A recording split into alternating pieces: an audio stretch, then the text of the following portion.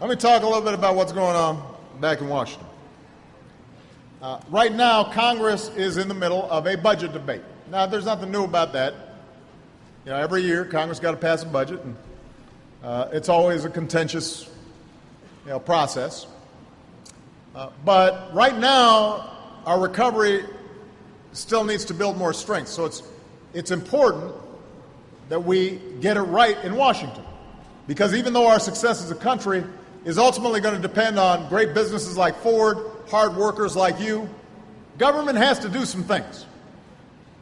Congress has to pass a budget to make sure our education system works and prepares our kids and our workers for the global economy.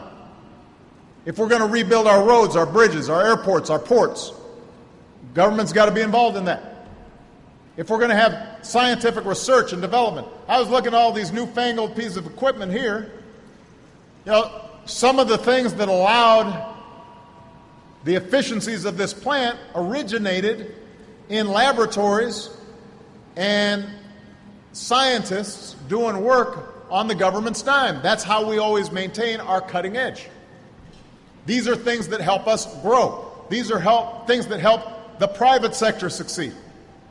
So don't when people tell you somehow government is irrelevant, no, everything we do has some connection to making sure that we collectively as a democracy are making some smart investments in the future. That's how it's always been. So, what Congress is doing right now is important. Unfortunately, right now the debate that's going on in Congress is not meeting the test of helping middle-class families. It's just, they're not focused on you. They're focused on politics. They're focused on trying to mess with me. They're not focused on you. They're not focused on you.